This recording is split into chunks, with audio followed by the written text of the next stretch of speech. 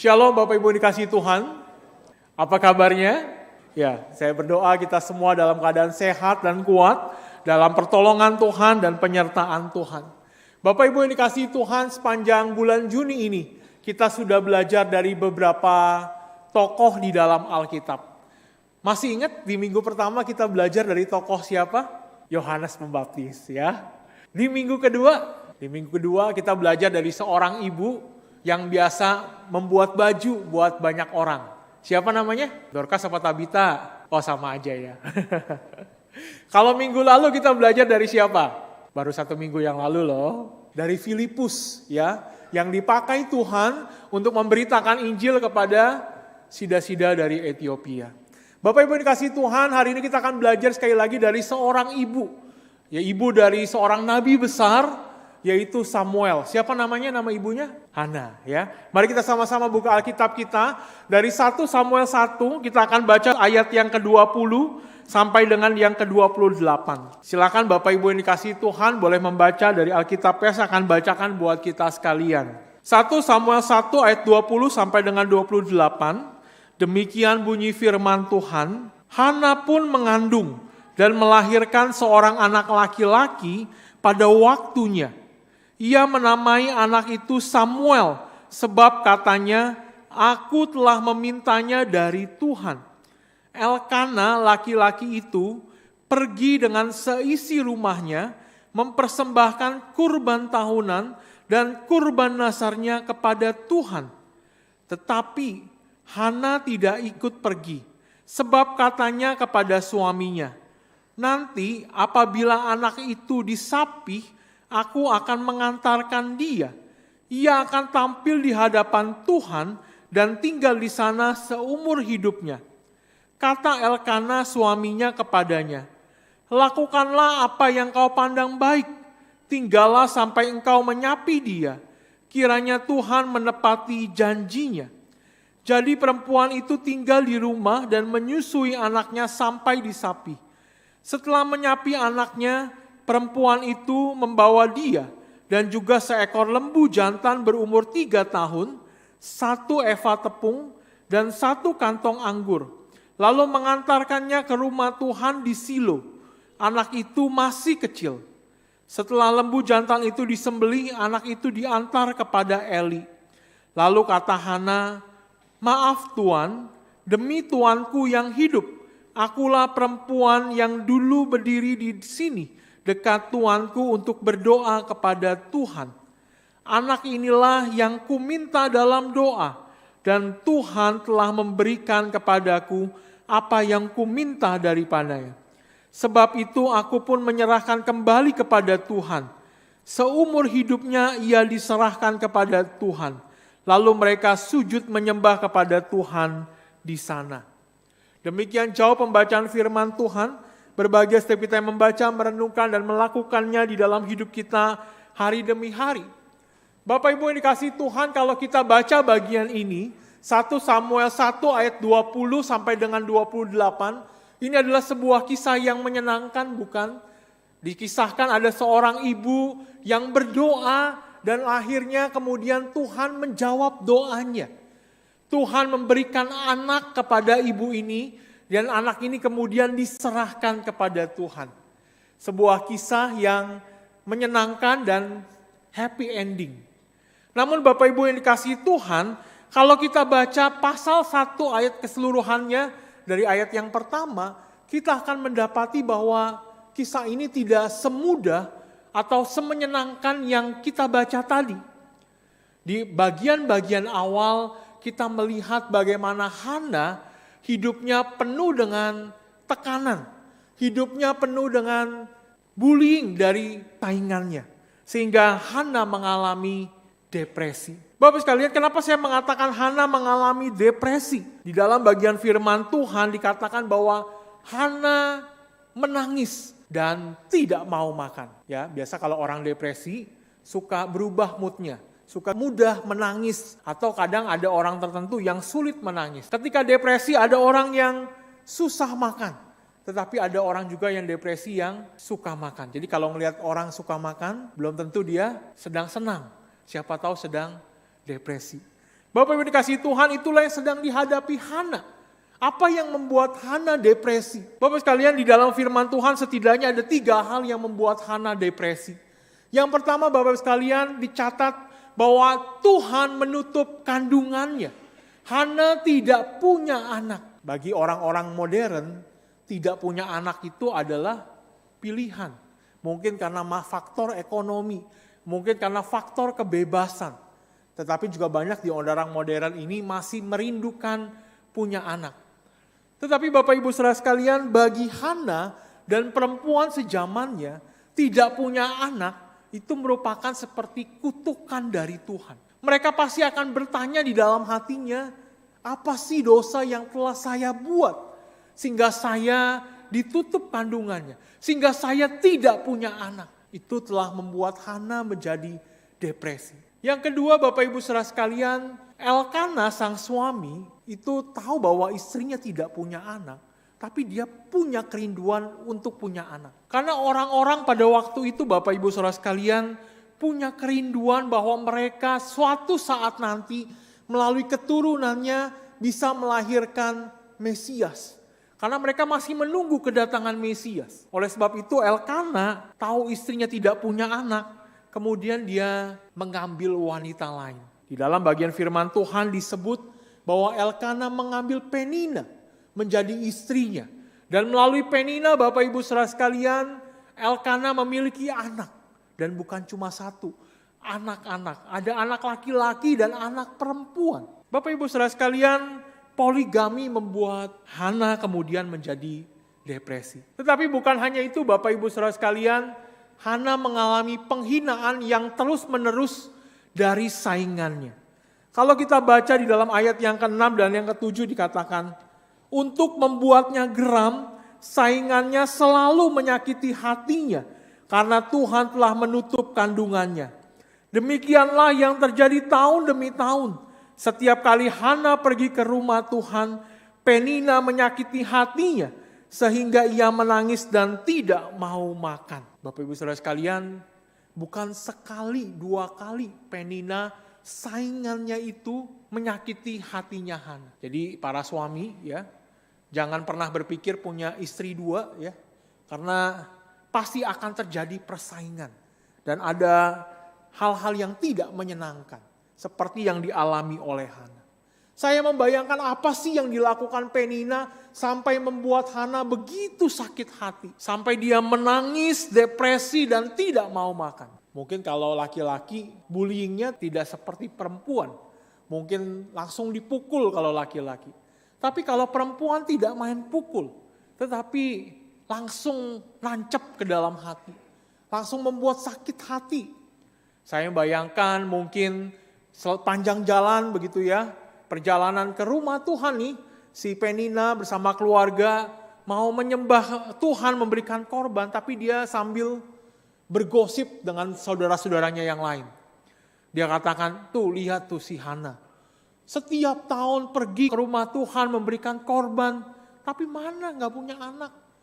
Banyak dosanya. Atau kemudian misalkan anaknya si Penina ini datang kepada Hana, Tante Hana, tolong dong gendong saya, capek nih jalan kaki. Apa yang dilakukan Penina? Ditarik tangan anaknya. Hei, jangan deket-deket sama perempuan mandul itu. Kamu nanti jadi terkutuk.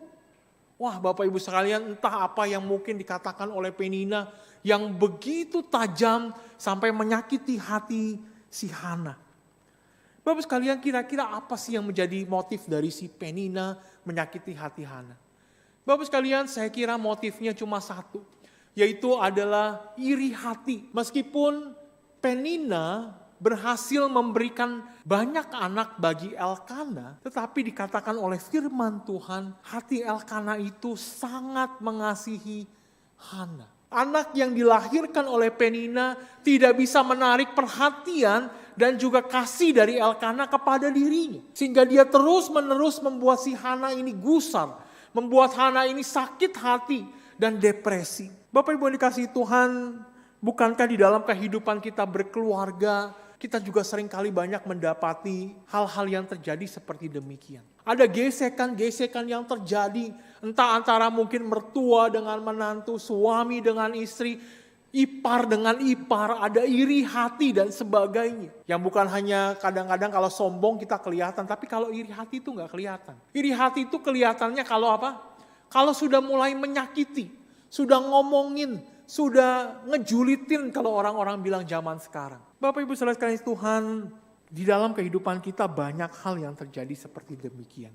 Kalau kita balik kepada kehidupan Hana, kira-kira apa sih? Kenapa Hana harus mengalami itu semua? Karena Bapak Ibu sekalian, Hana itu sedang diproses oleh Tuhan untuk dibentuk sebelum dia melahirkan Samuel yang Tuhan persiapkan menjadi hambanya. Proses yang dialami oleh Hana itu bisa menjadi sebuah modal yang diajarkan kepada Samuel untuk setia di dalam pelayanannya kepada Tuhan. Bapak sekalian, kalau di dalam kehidupan kita menghadapi banyak tekanan, banyak pergumulan di dalam hidup kita, apa yang kita lakukan? Mungkin kalau orang-orang zaman sekarang, oh ya, kalau saya mengalami tekanan, saya melarikan diri dengan apa? Dengan healing. Mungkin ke luar kota, ke luar negeri, melupakan sejenak apa yang menjadi pergumulan di dalam hidup saya. Atau ada yang mungkin juga menghibur diri dengan banyak makan. Tetapi Bapak Ibu saudara sekalian, healing, banyak makan, tidak memberikan kelegaan. Tidak memberikan jalan keluar. Di kehidupan modern saat ini Bapak Ibu saudara sekalian, khususnya generasi muda yang kita sebut dengan generasi strawberry, banyak anak-anak muda yang mengalami tekanan hidup, kemudian mengambil jalan pintas dengan bunuh diri. Bilangan research, Bapak Ibu saudara sekalian, pernah mensurvei 100 remaja. 50% dari 100 remaja ini Bapak Ibu saudara sekalian, 50%-nya itu pernah berpikir untuk bunuh diri. Cuma berpikir untuk bunuh diri. Dari 50% yang berpikir bunuh diri, 30% pernah melakukan percobaan bunuh diri. Betapa rapuhnya Bapak Ibu saudara sekalian, anak-anak muda zaman sekarang dengan berbagai tekanan-tekanan yang ada di dalam kehidupannya. Bunuh diri seakan-akan menjadi jalan keluar bagi anak-anak muda zaman sekarang dari berbagai macam tekanan. Tetapi sebenarnya itu tidak menyelesaikan masalah. Bapak Ibu sekalian, Hana mengambil satu jalan yang dapat menyelesaikan pergumulan yang dihadapinya. Yaitu apa? Dengan Hana datang kepada Tuhan. Hana tahu bahwa orang-orang tidak bisa membantu dia menyelesaikan masalah. Tetapi dia tahu satu pribadi yang mampu membantunya menyelesaikan masalah. Kita lihat di dalam ayat yang ke-10 dikatakan, dengan hati pedih ia berdoa kepada Tuhan. Kemudian di ayat yang ke-12 dikatakan, perempuan itu terus-menerus berdoa di hadapan Tuhan. Maka Eli mengamat-amati mulut perempuan itu. Bapak Ibu sekalian, Hana berdoa kepada Tuhan ketika menghadapi berbagai macam pergumulan di dalam hidupnya. Apa doanya dari Hana? Di dalam ayat yang ke-11 dikatakan demikian Bapak Ibu sekalian. Kemudian bernasarlah ia katanya, Tuhan semesta alam, jika sungguh-sungguh engkau memperhatikan sengsara hambamu ini dan mengingat kepadaku dan tidak melupakan hambamu ini, tetapi memberikan kepada hambamu ini seorang anak laki-laki, maka aku akan memberikan dia kepada Tuhan untuk seumur hidupnya, dan pisau cukur tidak akan menyentuh kepalanya. Bapak sekalian, perhatikan doanya Hana yang saya garis bawahi. Kalau saya ingin merubah kalimat itu menjadi kalimat yang sederhana, Hana seakan-akan berkata demikian, Tuhan, perhatikan sengsaraku, ingat kepadaku, tidak melupakan aku, berikan kepadaku seorang anak laki-laki. Ada yang salah Bapak Ibu sekalian dari doanya? Doa Hana terfokus kepada dirinya. Hana terus berdoa, Tuhan, sengsaraku ini besar sekali, tolong ingat aku. Jangan lupakan aku, berikan kepadaku seorang anak laki-laki. Bapak sekalian, bukankah di dalam kehidupan kita pun seringkali kita berdoa demikian, bukan? Doa yang berfokus kepada diri kita. Tuhan, ini aku loh Tuhan, masalahku begitu besar. Tidak ada masalah yang sebesar yang aku hadapi. Tuhan tolong aku punya kerinduan begini, aku mau ini dan mau itu. Doa-doa kita hanya tentang aku dan aku. Bapak sekalian, oleh sebab itu Tuhan Yesus mengajarkan kepada kita doa yang sebenarnya. Di dalam doa Bapa kami, Tuhan Yesus membuka dengan Bapa kami yang di surga. Dikuduskanlah namamu. Bapak sekalian, doa adalah kita datang menyembah kepada Tuhan. Kita berkomunikasi dengan Tuhan.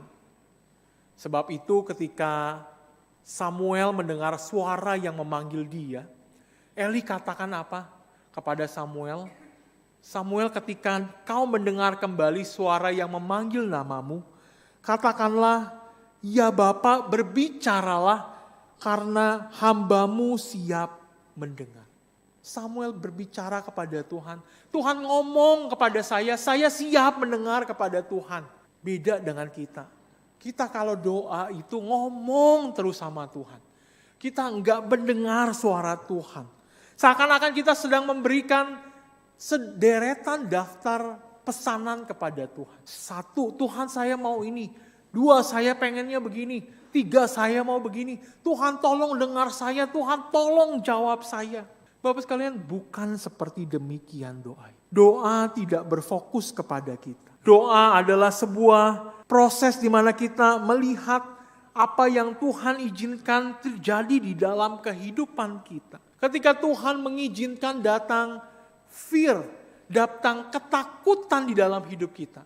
Apakah kita forget everything and run?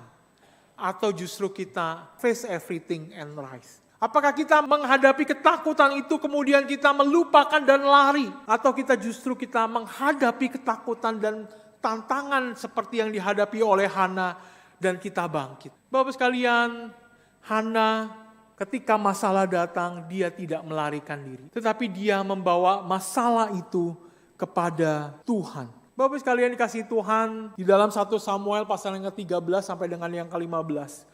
Khususnya di ayat yang terakhir dikatakan, tetapi Hana menjawab, bukan tuanku, aku seorang perempuan yang sangat bersusah hati. Anggur atau minuman yang memabukkan tidak kuminum, melainkan aku mencurahkan isi hatiku di hadapan Tuhan.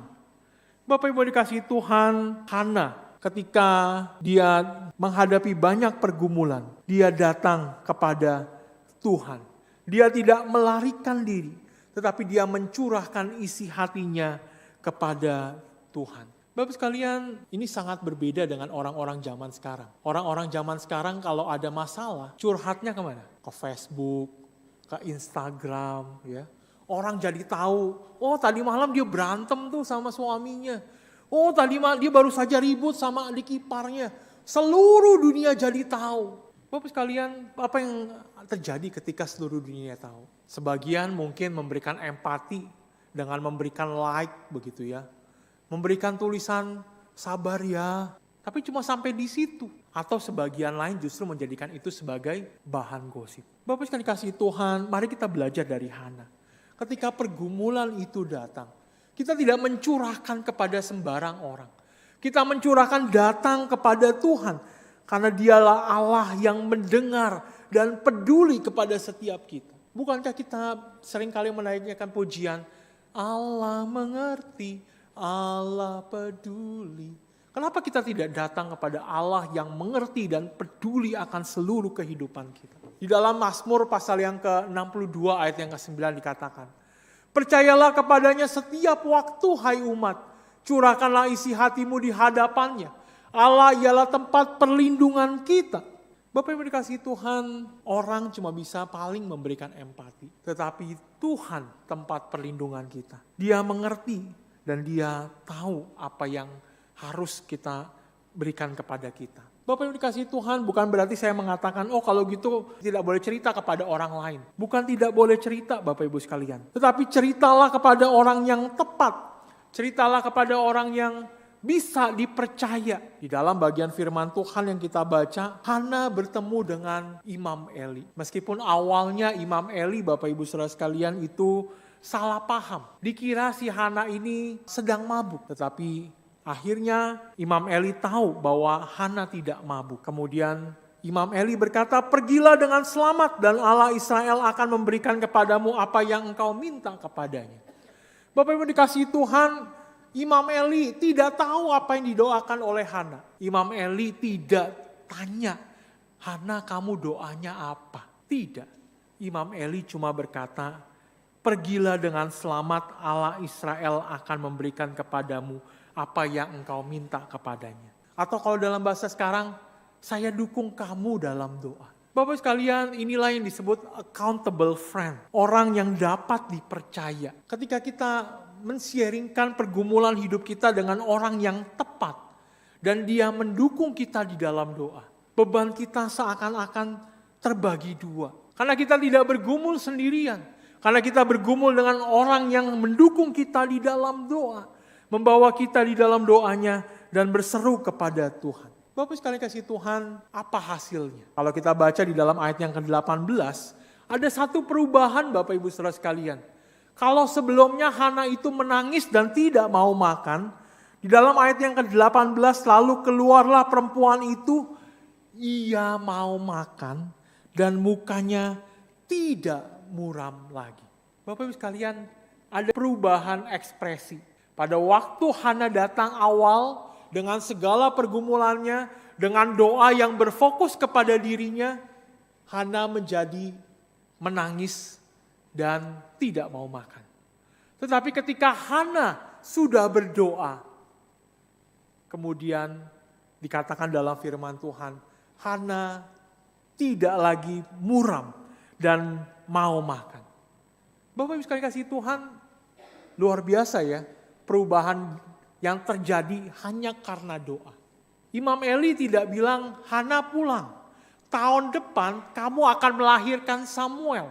Anak yang akan menjadi hamba Tuhan. Tidak. Tidak ada janji dan kepastian bahwa Hana akan punya anak. Tidak. Lalu apa yang membuat Hana kemudian tidak muram lagi? Bapak Ibu dikasihi Tuhan, di dalam doanya Hana bertemu dengan Tuhan. Ini adalah sebuah pertemuan, bukan pertemuan fisik antara Hana dengan Allah. Tetapi ada pertemuan hati dengan hati. Hana menyadari betapa Allah mengasihi dirinya. Di dalam pertemuan itu, Hana yang dulunya salah paham kepada Tuhan. Dia menganggap Tuhan itu adalah Allah yang kejam sehingga dia tidak punya anak dan menghukum dia dengan kemandulan. Tetapi sekarang dia bisa berkata, Tuhan, enggak apa-apa saya enggak punya anak.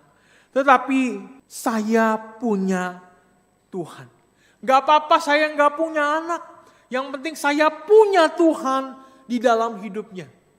Bapak sekalian dikasihi Tuhan, inilah yang terjadi ketika Hana berdoa dan bertemu dengan Tuhan. Hana bertemu dan mengenal Tuhan melalui doanya. Hana pertama mengenal Tuhan yang maha kudus. Ini terlihat Bapak Ibu Saudara sekalian di dalam pujian Hana di dalam pasal yang kedua.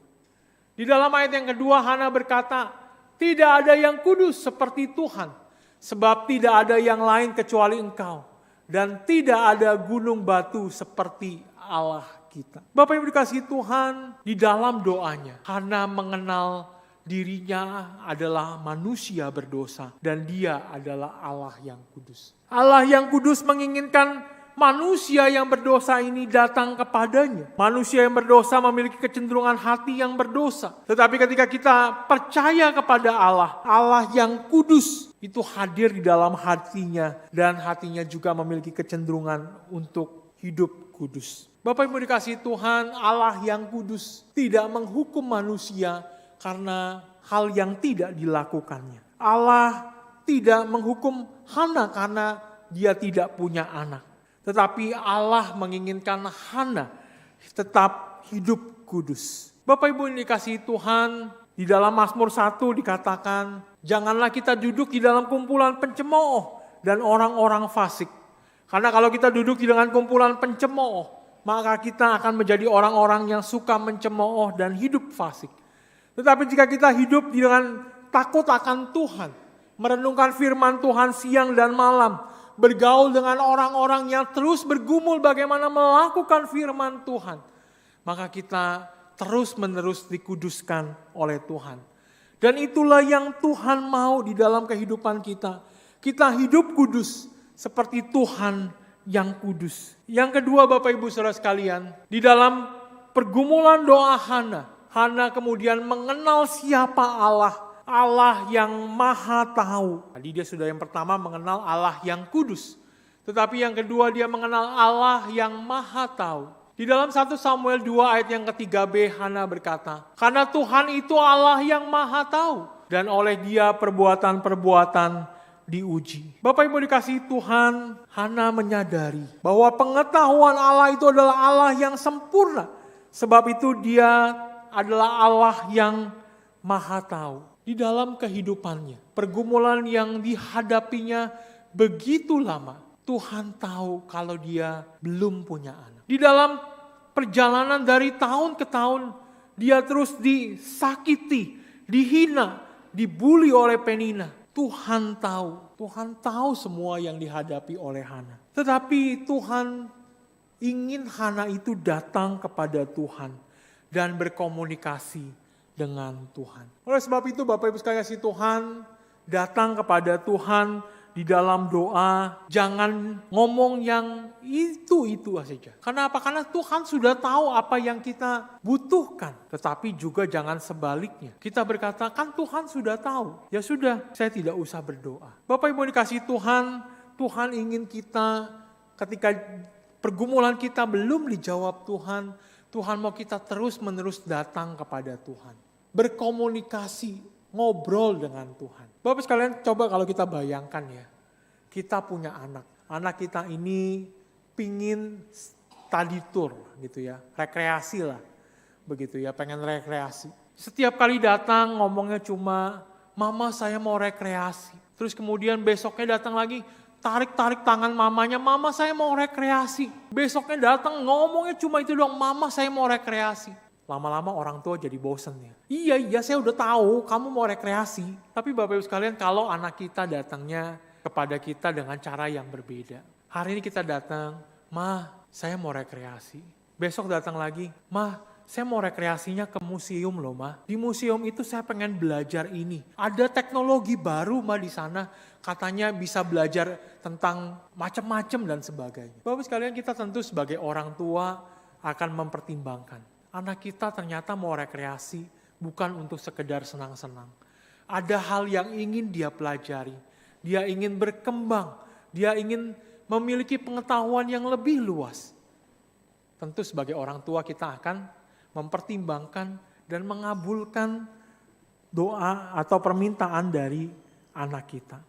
Bapak Ibu yang dikasihi Tuhan, di dalam doanya Hana kemudian mengenal karakter dan komitmen Allah yang besar kepada dirinya. Bagaimana Allah yang maha kuasa, yang maha kudus menginginkan dia hidup kudus. Bagaimana Allah yang maha tahu mengetahui apa yang terbaik untuk hidupnya Hana. Bagaimana Allah yang maha kuasa memiliki kuasa untuk memberikan yang terbaik untuk hidupnya. Dan itulah yang membuat Hana akhirnya berubah. Bisa menghadapi segala ketakutan dan kecemasan yang membuat dia tidak lagi muram dan mau makan. Bapak Ibu yang kasih Tuhan, Hana terus-menerus berdoa untuk meminta yang terbaik di dalam kehidupannya. Dia meminta anak. Bapak sekalian, kalau kita berani berdoa meminta yang terbaik kepada Tuhan, beranikah kita memberikan yang terbaik itu kembali kepada Tuhan? Seringkali kita meminta yang terbaik kepada Tuhan. Tuhan saya mau ini dan saya mau kesehatan, saya mau kesuksesan, saya mau punya anak dan sebagainya. Kalau Tuhan sudah kasih, apa yang kita lakukan? Kebanyakan dari kita keep untuk diri kita.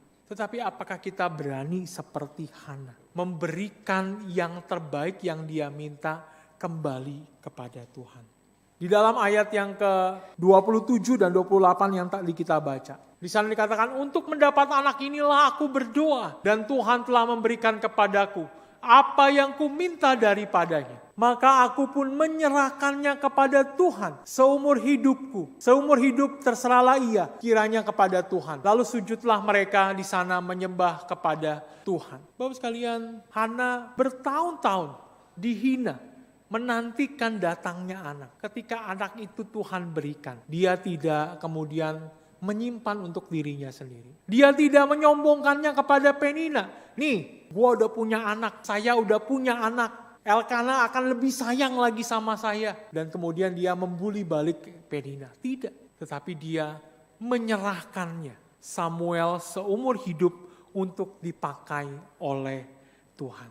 Bapak Ibu yang dikasihi Tuhan, Allah kita sudah memberikan teladan. Dia memberikan anaknya yang tunggal, Tuhan Yesus, untuk mati di atas kayu salib, menebus dosa setiap kita, memberikan kita hidup yang kekal, memberikan kita bahagia selamanya. Yang terbaik dia telah berikan kepada kita. Masakan dia tidak akan memberikan kita hal yang remeh-temeh? Kenapa kita tidak memberikan juga yang terbaik kepada Tuhan? Bapak Ibu saudara sekalian, memberikan yang terbaik kepada Tuhan itu bukan sesuatu yang berarti yang mahal. Tetapi memberikan yang terbaik kepada Tuhan, kita memberikan apa yang menjadi haknya Tuhan. Kita memberikan diri kita. Kita memberikan anak kita untuk dipersembahkan kepada Tuhan, dipakai Tuhan untuk menjadi alatnya Tuhan. Seperti Hana menyerahkan Samuel. Bapak Ibu dikasihi Tuhan, di sekolah setiap awal tahun ajaran selalu ada perdebatan antara guru dengan orang tua. Dalam hal apa? Dalam hal penempatan di mana anak ini akan ditempatkan. Di IPA atau di IPS. Seringkali orang tua datang kepada guru. Pak guru, anak saya nggak boleh di IPS, harus masuk IPA. Karena dia sudah saya persiapkan untuk jadi arsitek, untuk jadi dokter dan sebagainya. Gak salah Bapak Ibu saudara sekalian. Tapi seringkali itu bukan karena dia sedang bergumul sama Tuhan, karena dia tahu Tuhan mau dia menjadi apa. Tetapi seringkali itu adalah kerinduan orang tuanya. Orang tuanya dulu mau jadi dokter, mau jadi arsitek, gak mampu. Sekarang anaknya dipaksakan untuk masuk ke dalam jadi arsitek dan jadi dokter dan jadi macam-macam seturut dengan kemauan orang tuanya. Bapak Ibu sekalian, sebagai orang tua kita mengarahkan anak-anak kita. Tetapi jangan lupa, pernahkah kita bertanya kepada Tuhan, Tuhan, kita mau jadikan anak saya ini sebagai apa?